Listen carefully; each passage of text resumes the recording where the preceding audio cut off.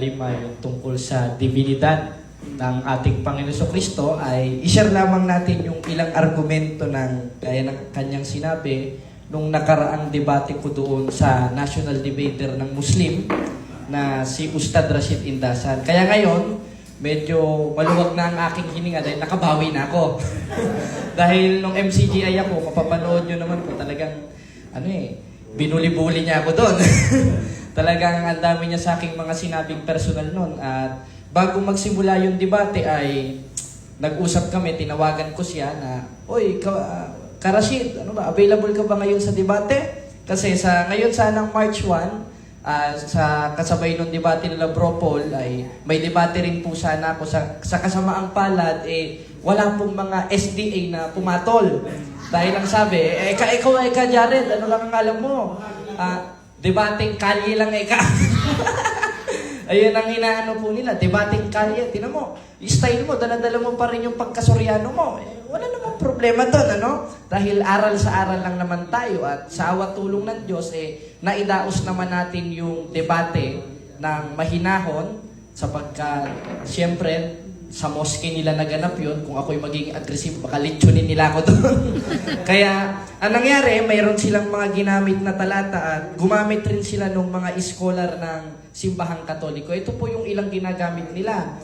Una, ginamit nila si San Jeronimo na wala naman tayong tutol dun sa binabasa nilang mga aklat patungkol kay San Jeronimo. Kasi ayaw rin mismo dun sa kanilang aklat na ginagamit nila nung tinanong ko siya, "Sang-ayon ka ba, Rashid Indasa, na binasa mo na lahat itong aklat na ito?" Sabi, "Binasa ko na lahat."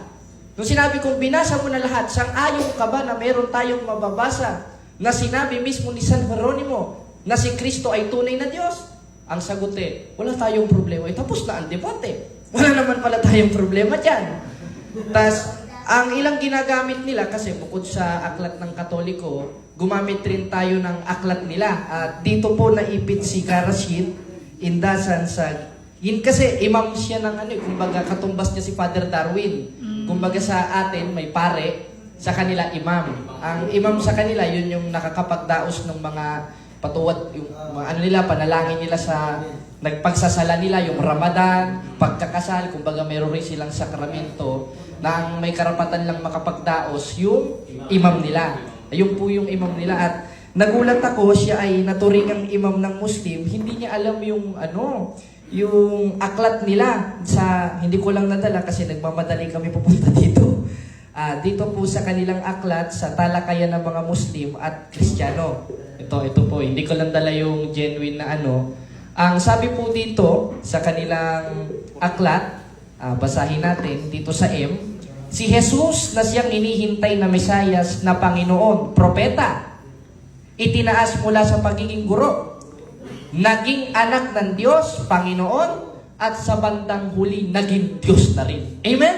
Amen. Ibig sabihin, sinang-ayunan ng kanilang aral, sinang-ayunan ng kanilang, kasi sabi niya, quotations daw ng Kristiyano ito. Paano magiging quotation ng Kristiyano ang nakalagay M? Ang subject of the sentence ng M is Muslim. Anong sabi? Di kalaunan si Kristo ay naging Diyos. Tinanggap pala nila. Kaya nagtaka ko, hindi alam ni Rashid. Ngayon, ano ba yung mga objections na ginagamit nila? Ngayon, kung gumamit sila ng mga objections sa Biblia, baliwala na po yun. Basahin nilang 8:40 ng 1. Sinabi ni Kristo na siya'y tao. Sa 17:3 ng 1. Ang ipinakilala lang ni Kristo na Diyos, ang Ama, hindi siya. Sa 2:5 ng unang Timoteo, iisang tagapamagitan sa Diyos, ang taong si Jesucristo. Giba na po agad yun sa pamamagitan ng kanilang isang aklat na maski siya na imam ay hindi nila alam. Amen? Na sinasabi sa kanilang aklat, basahin natin maganda ito Ano sabi? Hindi nila, yung talakayan. Anong sabi? Itinaas mula sa pagiging guro upang maging anak ng Diyos, Panginoon. Tinanggap nila, naging Panginoon, Kasi sa kanya, propeta, hindi naging Panginoon. At sa bandang huli, ay naging Diyos na mismo. Amen? Kaya, kung gagamitan nila kayo ng mga ilang, kasi gaya ng ipinaliwanag ni Bro Paul Alima, propeta lang sa kanila, kung gagamitan nila kayo ng mga talata, yung 8.40 ng 1, 17.3 ng 1, 2.5 ng unang Timoteo, ang dami pa nilang ginagamit, yung nasa mga lumang tipan, isa lang ang katapat nun. Yung aklat nila na ang pamagat ay talakayan ng mga Muslim at Kristiyano. Na sinabi mismo nila, ikinotes mismo ng kamuslima nila na si Jesucristo ay tunay na Diyos at naging Diyos. Palakpakan natin ang Panginoon. Dahil kahit sa Biblia, yung mga ginagamit nilang talata, hindi naman po yung nagpapatotoo na si Kristo hindi na Diyos. Dahil una, itanong natin sa kanila, meron ba dyan sa mga talatang binasa mo, sinabi ni Kristo, verbatim, na ako ay hindi Diyos? Wala. Bakit ganun? Sinabi niya siya'y tao. At ang pinakilala ng Diyos ang Ama. Wala namang problema dun Dahil sabi sa 1, basahin natin sa 5.37, basahin natin dito. Ang sabi niya, sapagkat ako'y naparito, hindi upang patotohanan ng aking sarili, kundi ang Ama ang magpapatotoo sa akin. Kaya wala tayong problema kung ang pakilala niya yung Ama. Dahil once na ipakilala niya yung Ama, ipinakikilala niya rin ang sarili niya at ang Ama rin ang magpapakilala sa Kanya.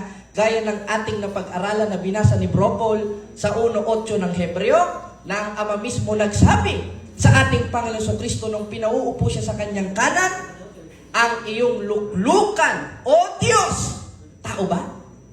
Hindi. Diyos ay magpakailanman. Palakpakan natin ang ating Panginoon Kristo. Kaya, hirap na hirap silang i-depend ito.